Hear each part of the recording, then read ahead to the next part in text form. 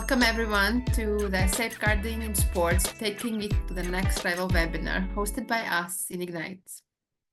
We have been thrilled to see actually the big number of registered participants for this webinar from all over the world and from so many different organizations, starting from national Olympic committees, international federations, national federations, governmental institutions, and even international organizations. For me, it just shows how important is the topic of safeguarding and how we are eager to learn more. Today, we will start talking about BEST project, and the agenda for today is we will speak about the awareness and definition, about the key findings from the project, and about the guidelines and framework for the implementation, so practical templates and checklists, and about communication and educational tools. And at the end, we will hear from Delpine the case study about safeguarding training at the Paris 2024, and we will conclude with the questions and answers. Let me introduce you to our speakers. Our speakers today are Daniela Negreda, she's IGNITX advisor and a business strategist. Andreja McQuarrie, Olympian, IGNITX advisor and sportive and consultant. Ingrid Beutler, safeguarding specialist and consultant. And Delphine Benoit. She's from Spartner, the lead company of Paris 2024 consortium we partnered with. And she was responsible for the Paris safeguarding training for venues. Let me introduce you with the BEST project and about which one we will be talking today in this webinar. So Building European Safe Sport Together is an EU-funded project, and we call it BEST in short. This is a 2-year project, which is still in progress, but we will share with you some of the outcomes that are crucial, we think, for the sport organizations and sport event organizers. 7 partner organizations participated in this project, which is coordinated by the European Olympic Academies. And partners were Windesheim University, IGNITX, Rudi Hitti Academy, UEFA Foundation for Children, and also 2 NOCs from Slovenia and from Netherlands. BEST project aim is to strengthen the foundation for European sports environment free from transgressive behavior and to support the rise of maturity of European sport organizations. Project was divided into 4 deliverables. One was definition. The second was to do assessment of organizations' safeguarding level. Third, develop operational and legal frameworks. And finally, develop awareness toolkit. I will give the floor to our first speaker, Daniela. So together with all the 7 partners, the BEST project actually set a path to create a definition. And what we will do is to make sure that we are everybody interacting in this session. Instead of me just telling you the definition, we will go through a couple of statements and we will have a poll for each of the statements, and you can contribute your opinion if you believe it's a myth or a fact. And then we will review, and this way we will actually construct all the definition, the work that was done as a conceptual framework around it. So if we start with our first statement, is it a myth or a fact? A universal understanding and terminology is possible. So you have in front of you to vote if you believe it's a myth or a fact. Again, a universal understanding and terminology is possible here. So 76% of participants here believe that it is possible to have a universal understanding and terminology. However, we still have 24% believing that it's a myth. So let's reveal it. It is actually a fact. And this has been the big work done by the University of Windesheim, where they looked into very different aspects and literature and realized, first point, that safeguarding term, so the word safeguarding in itself, it's not very translatable, right? We have a couple of examples here. I will not dare butcher everybody's language here, but we see that people had to find interpretations for that term. So we were looking into a universal term. So safeguarding was not the path to go. We also realized that many times the terms that were being used were harassment and abuse, which is limiting. And we want to make sure that the terminology brings, this variety of different categories and behaviors that are out there, encompassing violence, improper behavior, illegal, unethical behavior. So again, just talking about abuse and harassment was not enough. A third point also is the many different types of behaviors. If people were commenting abuse and harassment, first thing that comes to mind directly is sexual harassment or sexual abuse.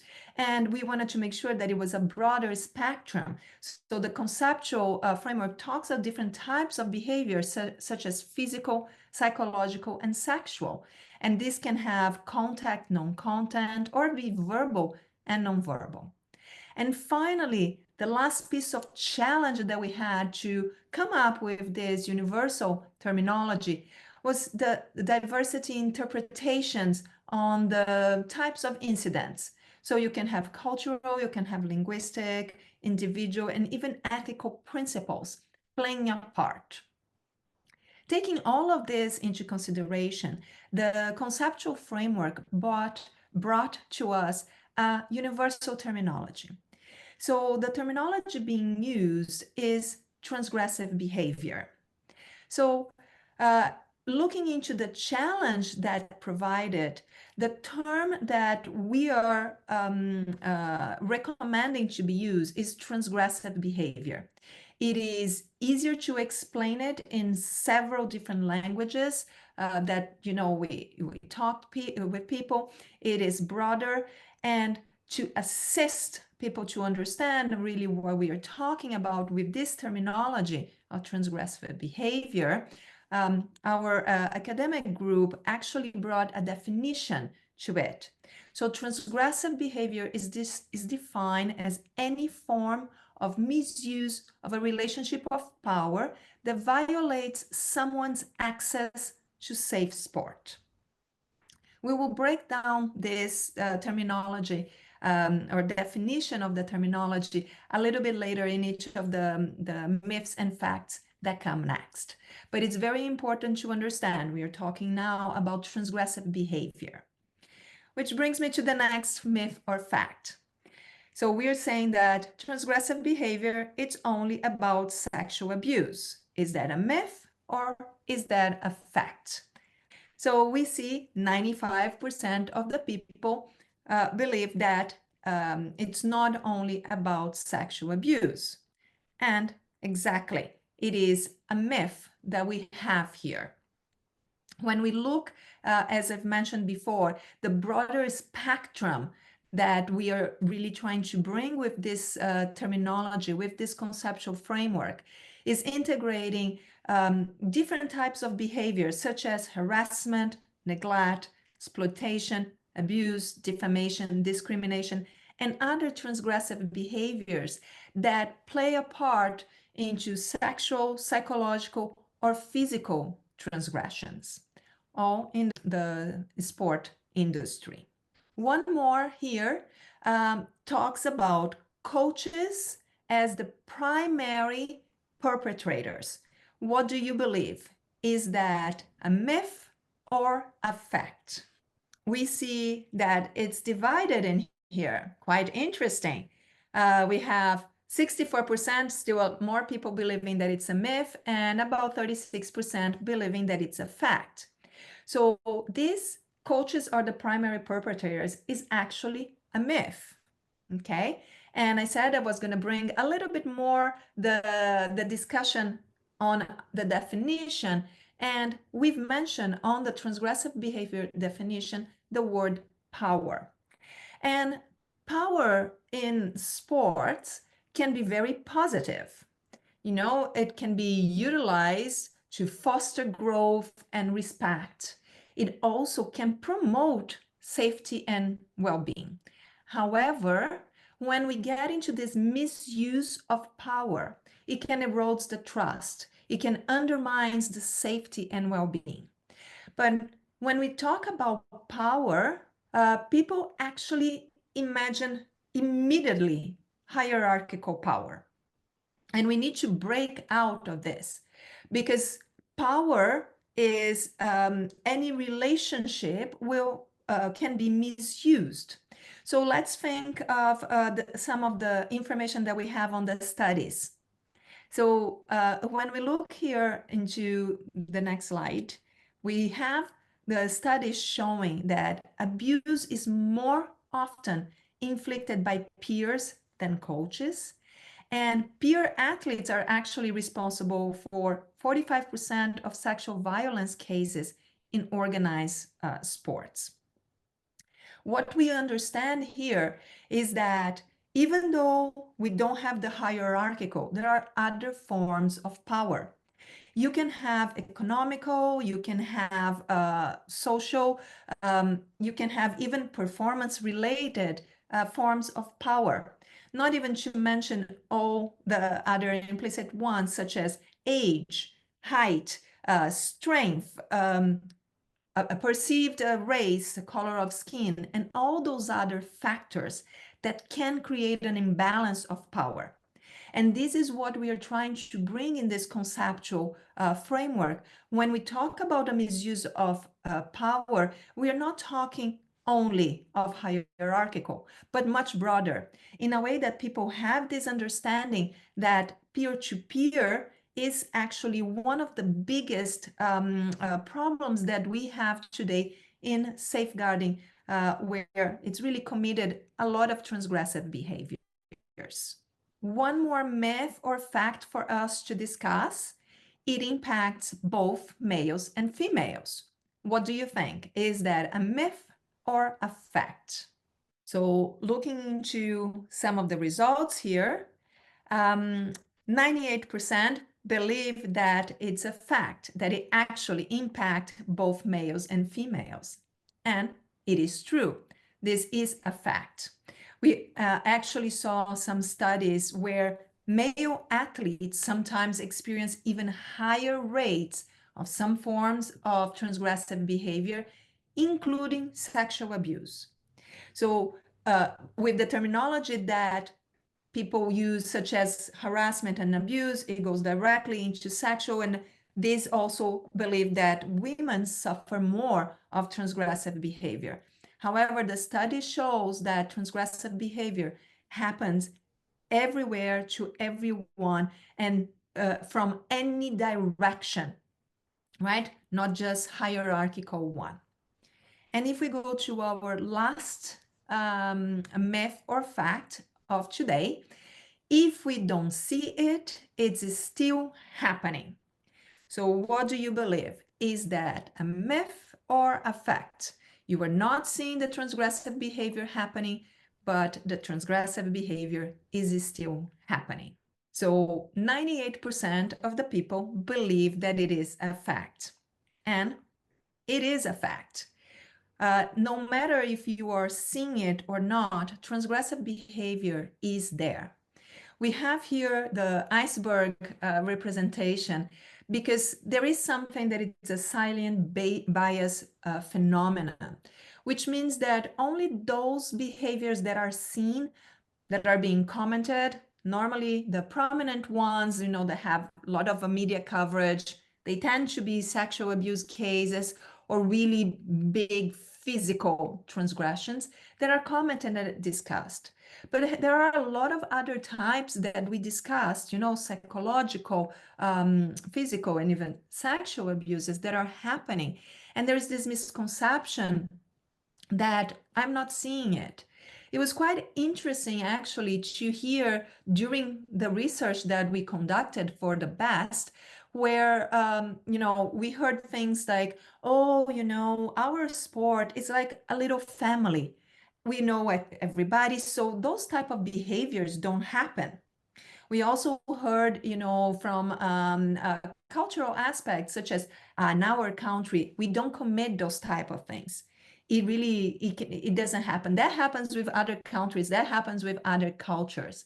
But we know that it is present everywhere. It might not be present in the media, it might not be discussed openly, but it is happening. And this is, a myth that we want to make sure that people understand that, yes, it is happening, even if you were not seeing or talking about it. Here are just some of the myths that we have to understand a little bit about our conceptual framework and the definition, the terminology that we want to discuss, right? The transgressive behavior.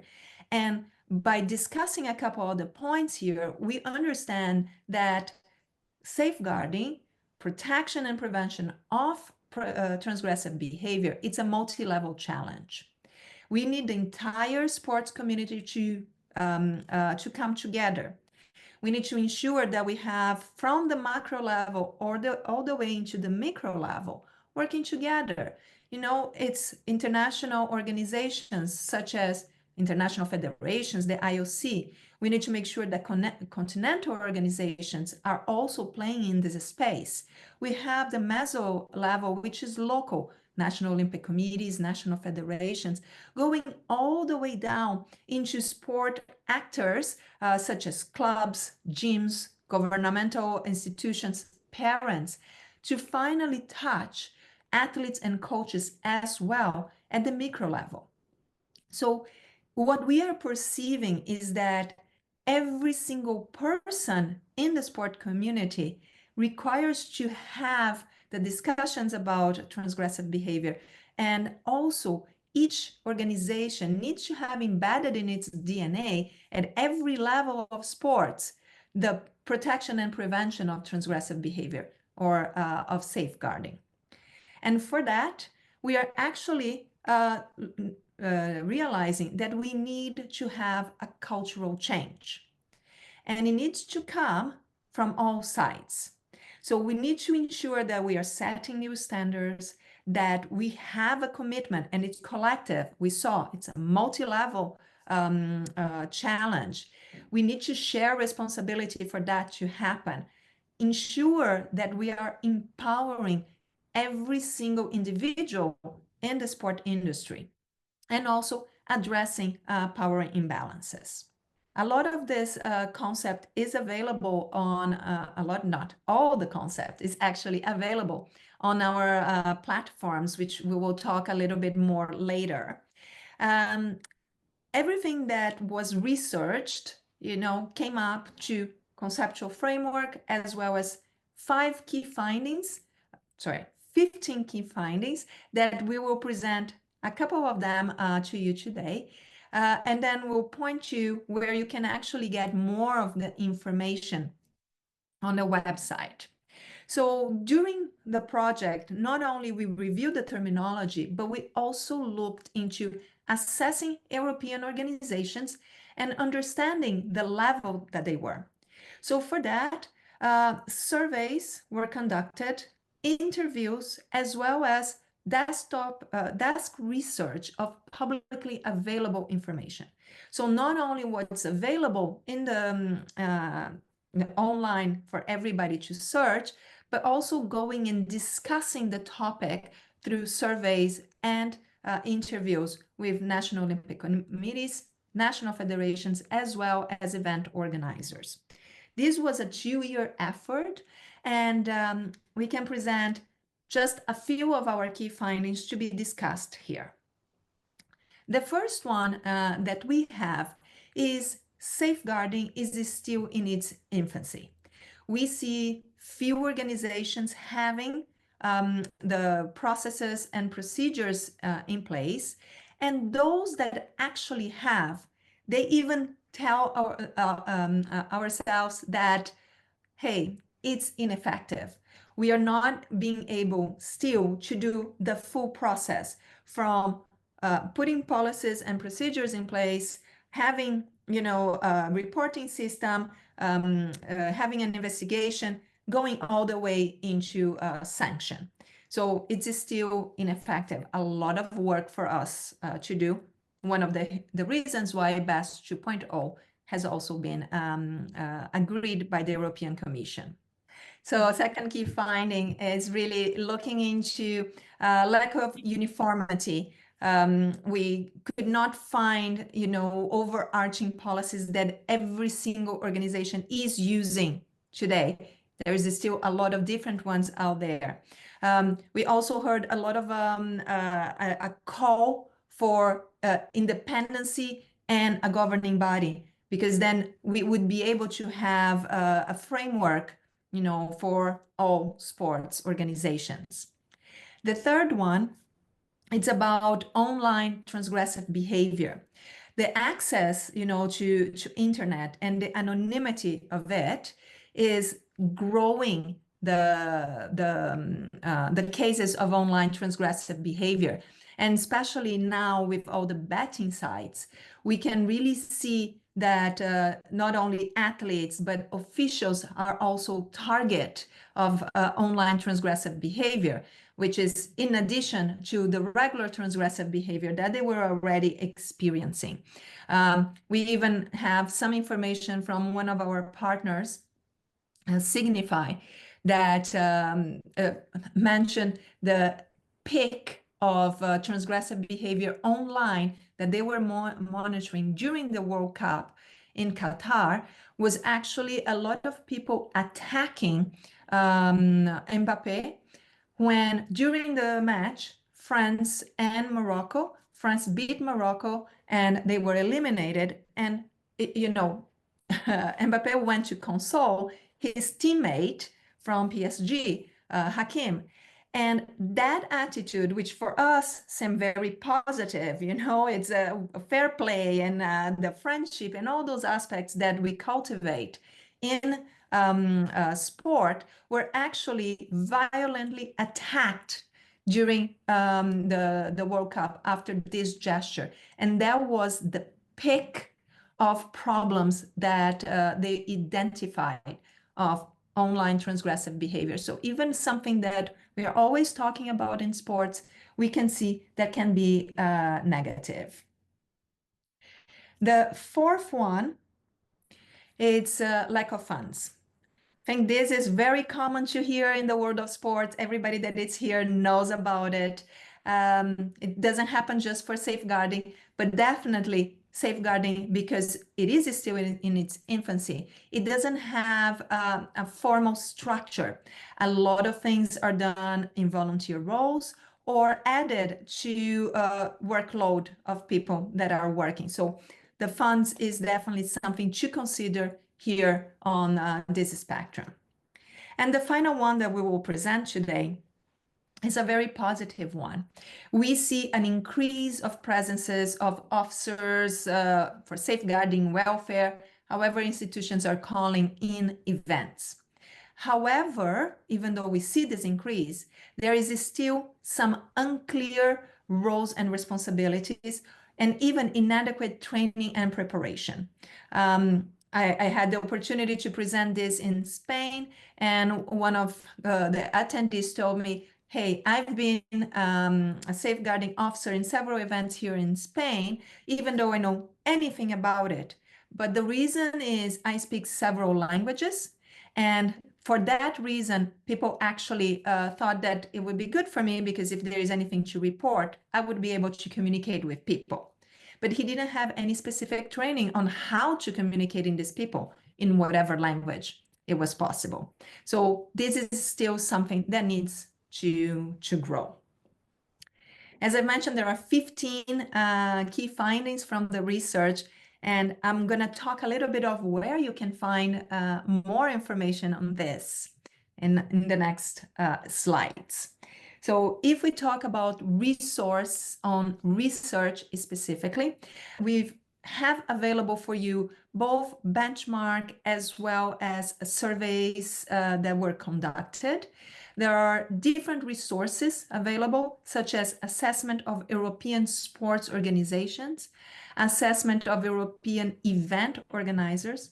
We also have NOCs surveys as well as NF surveys.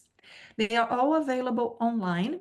We are gonna put the link soon where you can find all these documents, but you will see the 15 key findings as one report, and then the 4 reports that I've mentioned below.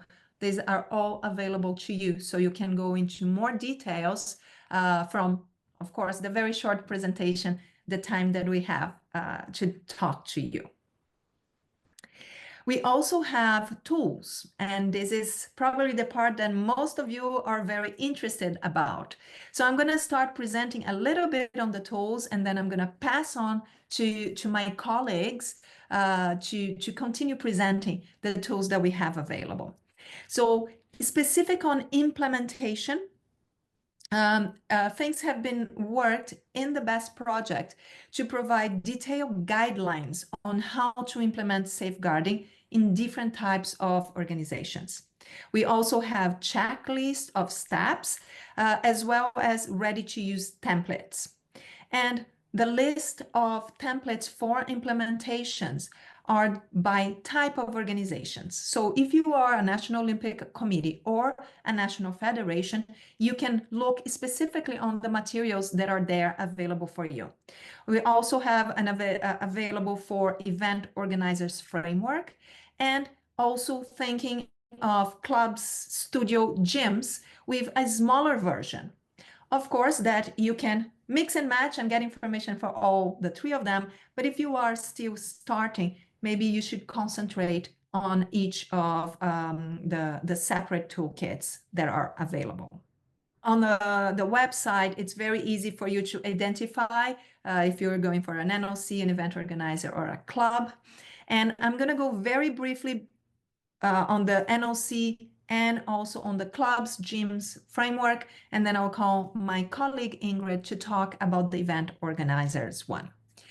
So for the legal framework on NOCs and NFs, this actually has the possibility of assessing the level that each of the safeguarding initiatives, the organizations have, so their level.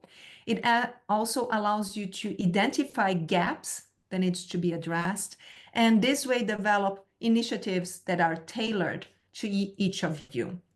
For that, we actually have divided this into 3 levels. It's designed as a journey in 3 levels. So you start as a beginner, and you know, okay, these are the things that I have to have at a minimum. You migrate to an intermediate, and then you go all the way into an advanced level.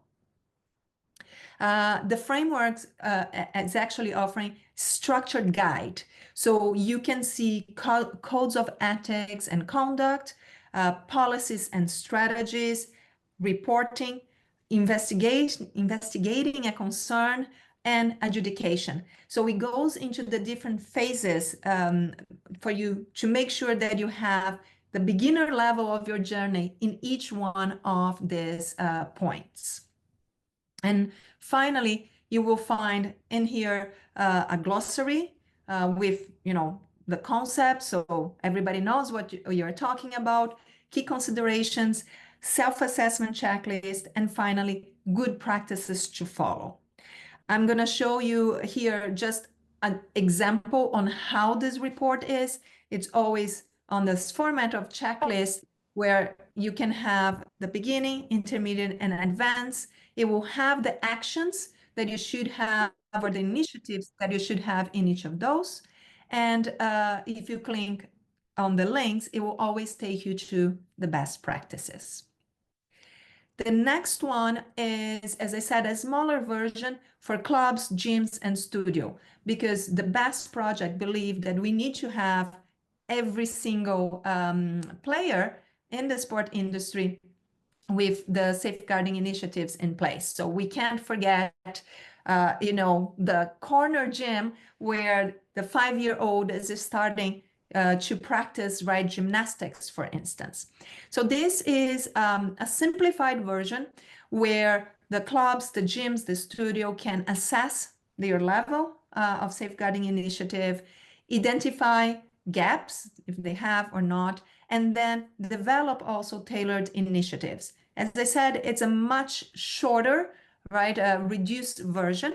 And it contains safeguarding policies. It's addressed code of conduct, risk management, safe recruitment, and then how to deal with privacy and personal data. Here is just an example of the report. And we have a third toolkit, which is for event organizers. And I'm going to pass the word to Ingrid Beutler, who actually developed all this part of the project, and she will be able to give you a much better information, on it. It's a pleasure to address you today. My name is Ingrid Beutler. I'm an international sports lawyer and have been working with international sports organizations for the last 20 years and have been specifically involved in this project with regards to developing resources and a legal framework for sports events, in the knowledge that a lot of the work that has been done in this framework can also be used for sports organizations. So I also encourage you, if you are sports organizations, I recognize there's a number on this call today that you could also potentially refer to this, this piece of work that's been done. So what the aim of this piece of work was very much to harmonize the rules for sports events, to provide complementarity to existing standards and regulatory frameworks. We recognize that in sport, often you're set up in what would say is an adversarial means of adjudicating matters. You normally have disciplinary committees if something goes wrong. Within safeguarding, typically a risk management approach is taken. It's more policy oriented as opposed to sort of a legal framework. What the work that has been done within this project, we're very much trying to adapt sports rules, the current legal framework that you have within your sports, to address safeguarding concerns. So how we've done it is we've developed a checklist. So this is a checklist at any event. Basically, you go through, you tick off certain matters. Then in part B, please click, we've got operational templates for events. So we've got things like the roles and responsibilities. We've got a template for having your safeguarding contact person. That's a role that should be in every event with the name, the contact email, the contact phone number, where that person physically is during the sports event. We have a safe recruitment form. So as was shared just now by Daniela, we've got some guidelines on how you would conduct safe recruitment, but there we have a template so that when you would be hiring a volunteer, anyone who's going to be working in your venues, anyone as part of your organizing committee, then you'll be going through a safe recruitment process. That may be asking for things like a criminal background check. That may be asking for references from prior employers. So there we have a form that potential employees or volunteers would be signing. We obviously have a consent form. It's not always done in all events. Sometimes it's hidden, but the consent to use certain data, images, etc., there should always be consent. Also have an incident report form. I'll be sharing these later in my presentation today. Should something go wrong during your event, then a certain amount of evidence is required. And typically all events should be having an incident report form, typically online on the event website, where you can report transgressive behaviour or when safeguarding concerns arise. That is alongside the human connection needed with regards to the safeguarding officer and team on site at your event. And then we've got some more specific policy details with regards to online and cyber protection. Recognise that online abuse, cyberbullying is a major safeguarding issue today. And so therefore we've provided some more detailed guidelines and policy on that. Then part C, this is I'd say the crux. It's a piece of work that hasn't necessarily been done before. So we've built on the work done, for example, in relation to other integrity matters, be that competition manipulation, be that corruption, other ethical issues, and now adapting it for the safeguarding space. So there we have a legal framework for events, and I'll be providing a little bit more detail about that soon. And then finally, thinking at the end of the process, you as a sports event, You need to conduct an investigation, an inquiry. You need to find out the facts. Prefer to call it a fact-finding inquiry. You're trying to define, what is true, what is not true. How do you interview somebody who's potentially been abused, harassed, has had transgressive behavior conducted against them? How do you interview them? What if it's a child? We need a special skill set when we're interviewing children. So there we have some guidelines on interviewing, and we've got a number of templates that are available for your adaptation, for example, where you need to sign a written declaration. Okay, so within the templates, as I've explained, we've got specificities with regards to roles and responsibilities. So if you think for any event, you need to, as an event organizer, you'll have roles and responsibilities with regards to safeguarding. So there we've gone into quite some detail with regards to what those roles and responsibilities would be. For example, as an event organizer, you're about to organize an event. You need to undertake a risk assessment, determining what are the safeguarding arrangements that are required based on the nature of the event.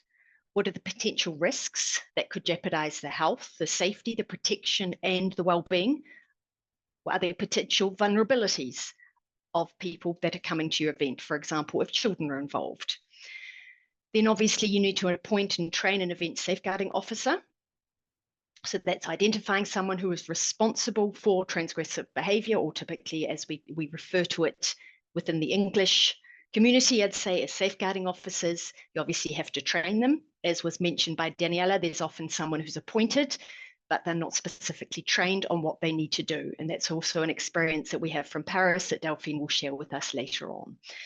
Obviously, following safe recruitment procedures, having a reporting mechanism in place.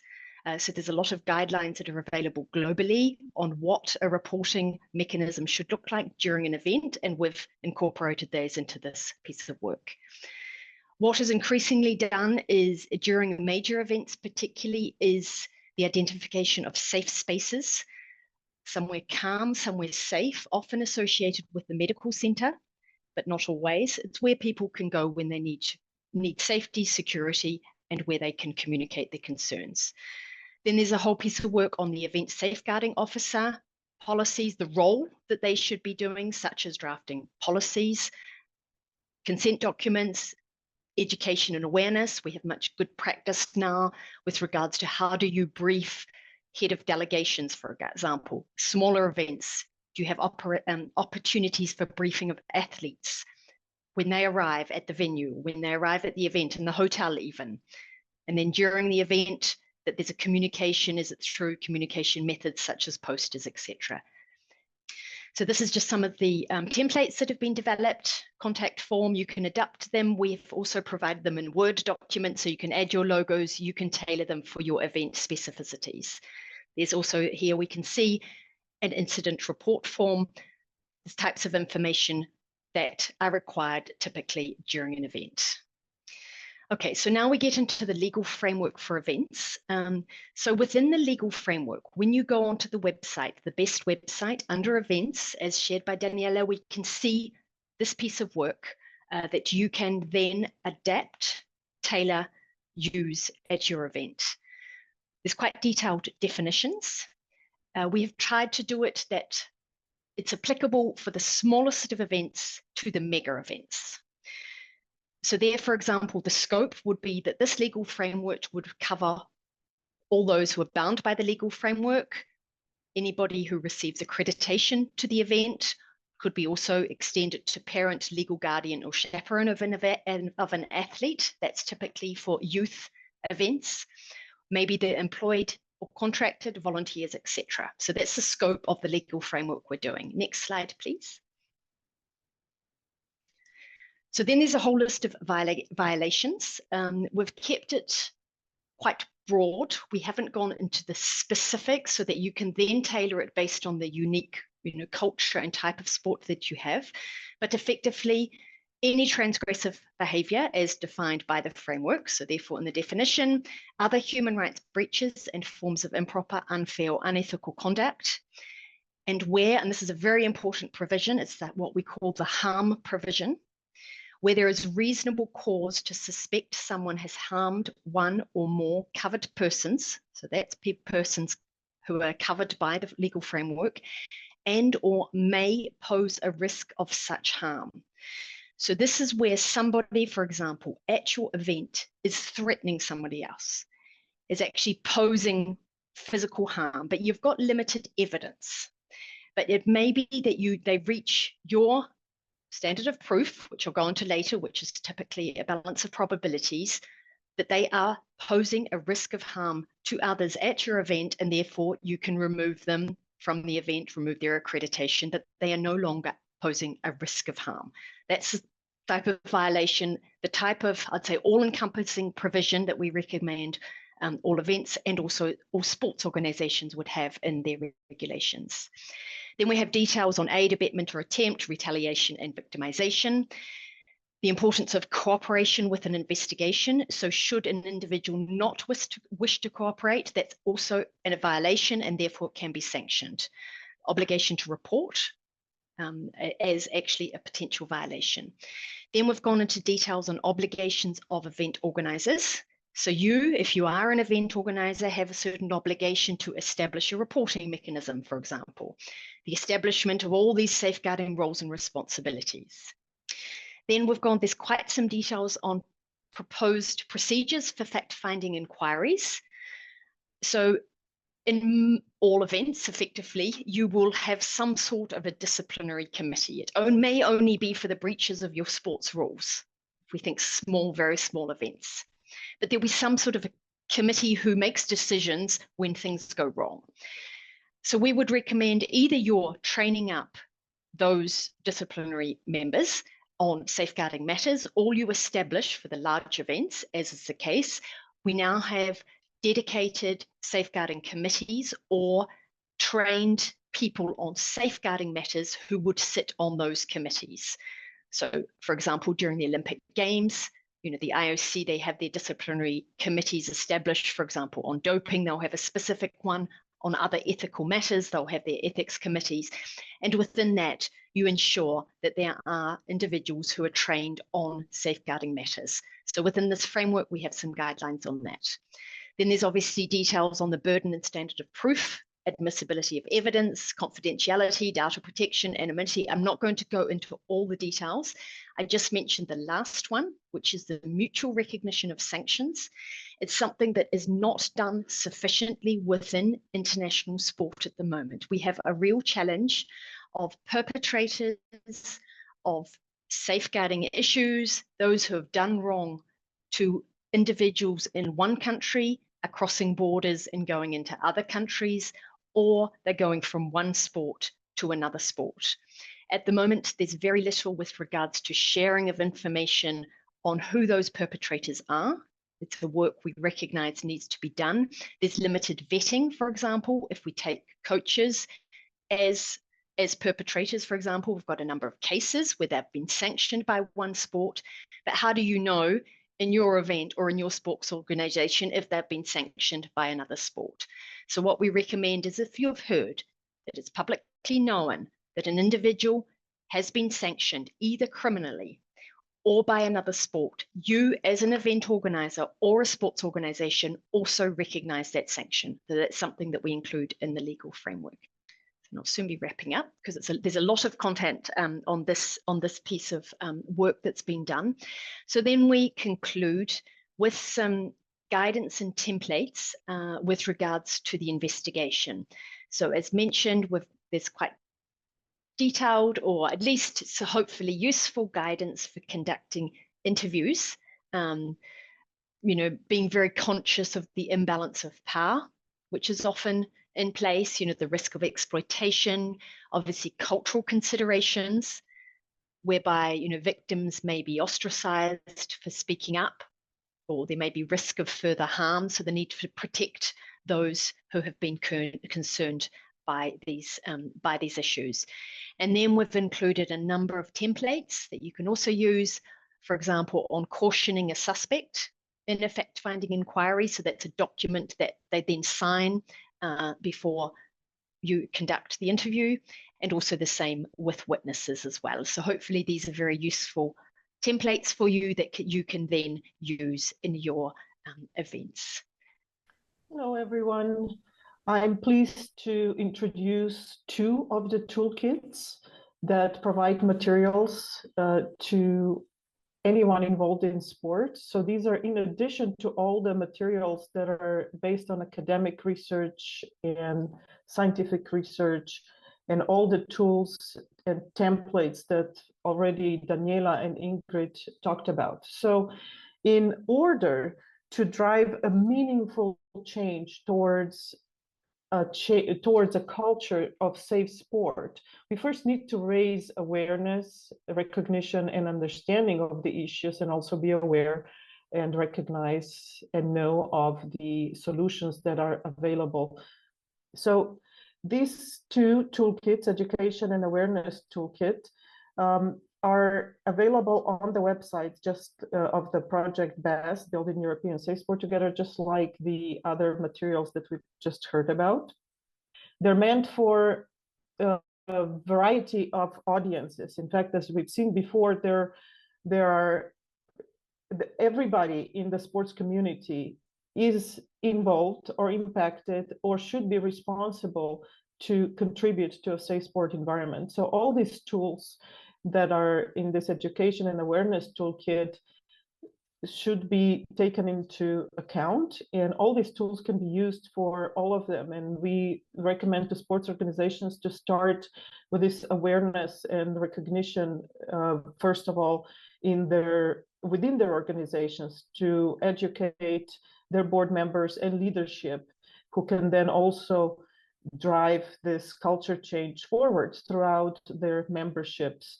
And all these tools can therefore be used for all the staff in these sports organizations. They can be used for athletes, coaches, officials, medical and support personnel, volunteers, as well as parents, guardians. And something that we find more and more important is also towards the government and the community, as well as the media. Government also has a lot of influences, or it could have a lot of responsibility in this, but it's not widely recognized at this point yet. So all these tools can actually be useful for driving the awareness, recognition, and understanding of safe sport and safeguarding. So what's really nice about this is that these are free, customizable, and ready-to-use materials. They're all practical and can be used as the way they are, or you can customize them, you can translate them into your own language, or you can just put your logo on what we already have provided. So they're very flexible in this regard, which we really made a priority, because for us, we want these tools to be used and want them to be support to all of you. So in the education toolkit, you will find information such as one-pager on introduction of safeguarding and safe sport. So this is like a really simple tool that can be used for onboarding or for a quick reference to someone that's for the first time introduced to a safe sport topic. We also have an academic position paper, which is also in a couple of formats, also in more accessible format, in a digital format as well. So it would be quite reader-friendly also for non-academic audiences. We have presentation slides that can be used for education, the way you want to use them. We have a variety of video statements from various stakeholders, and this is an ongoing project. We have currently about 20 interviews that are being edited one by one, from athletes, coaches, sports psychologists, safeguarding officers in international sports federations, for example, athletes who are survivors, athletes who want to drive a change towards a safe sport, referees, and all the other stakeholders in sport. So quite interesting short videos that could actually be used for awareness as well as education. And there are many other tools, and I will invite you to find them on the website later. So within the awareness toolkit, we provide a lot of materials that can also support you or anyone in sports within organizations or individuals to help promote safeguarding and safe sport. So you've seen a few of the myths and facts. We have a whole tool of 11 myths and facts that are provided in various formats, in cards that can be used for social media or in presentations or in print, however you want to, in a variety of formats. We also have A3 poster, which can be used on its own, or you can also use a version where it has a space to put your own reporting line or a safeguarding officer contact information and so on. So it's editable in that sense. We also have leaflets with this 11 myths and facts and findings of the research as well. Those can be also edited. We have a format that is open in Word, for example, so it's possible to translate the text. Not right now, it's in English. You can translate it. You can use it in a variety of forms, like I said, digitally or in print as well. Short videos with actors are a tool that we really like. These are 3 different videos that the Netherlands Olympic Committee prepared, and we have translated them into multiple languages, so they're subtitles. So it can really have a wide use within Europe. I think we have about 7, 8 different languages. So we really recommend those short videos for anyone to watch, for anyone here, and to share them further. We also have an animated video that I will show later real quickly. And we have a variety of social media cards that can be used for your own media campaigns. So with this, I would like to all invite you to jump on board with us on the train that started on the 10th of November. It's a social media campaign that we are together with partners running every Sunday. So a new post is available every Sunday, shared every Sunday. We have several pan-continental European sports organizations partnering with us, and we invite everyone, individual organizations and so on, to either just jump on board, share what we are sharing, or go to the website of the Building European Safe Sport Together and find all the guidelines, all the materials. You can see that here, this is the website, the landing page. On the right side, you have the hashtag Safe Sport Sunday, and you can find the formats for all different types of social media, Facebook, Instagram, TikTok, LinkedIn, and so on. And also recommendations for captions and so on. So you can also add your logo to it, or just use it as it is. And if you need help, we're more than happy to help you put your logo up there. And if you have any other questions that may not be answered in the guides, please join us. You can get here at the bottom, you have a contact at the European Olympic Academies. Email is at info@eoaolympic.org, and we're happy to help you. So we really invite everyone to jump on board and help us spread the awareness of this important issue. Thank you. And with this, I would like to actually invite you to watch a short, 1.5 minute long video on transgressive behavior. Transgressive behavior refers to violation of boundaries and includes all forms of harmful, physical, psychological, and sexual behavior within the sports community. It includes violence, abuse, and harassment. Many people either don't believe it exists or see it as part of sport, even something to be endured in the pursuit of victory. But it's real, and it affects everyone. Athletes, coaches, referees, parents, volunteers, sport administrators, and organizations at all levels. Everyone. To build a universal understanding, we're moving beyond categorizations. Transgressive behavior describes any form of misuse of a relationship of power, violating someone's access to safe sports. It's time to recognize the impact that this behavior has on the sports that we all love. To combat transgressive behavior, we first need to recognize the problem, and then drive cultural change. By prioritising safeguarding, implementing clear policies and fostering a respectful environment, it will create a safer sports climate and bring a positive impact. When athletes feel safe, they perform better. Mental and physical well-being thrive.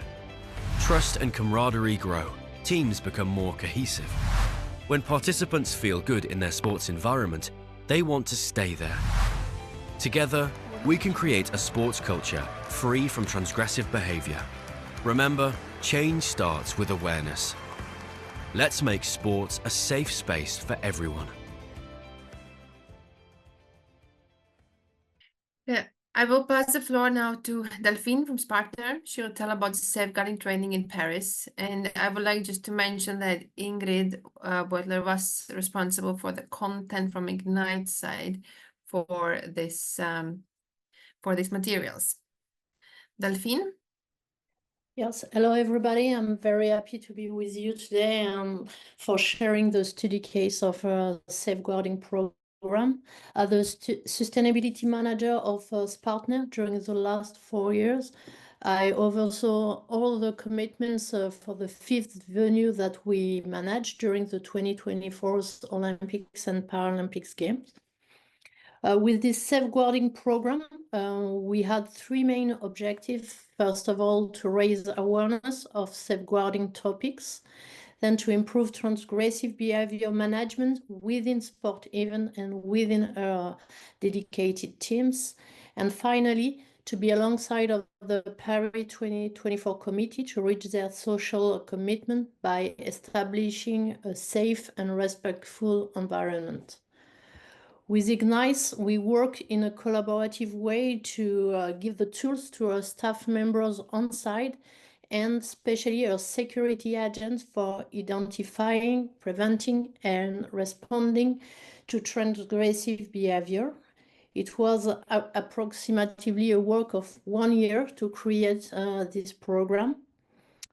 To achieve these objectives, we decided to develop a 3-part training based on 130 minutes online program led by Ingrid, 1 bilingual brochure in French and English, and 1 webinar.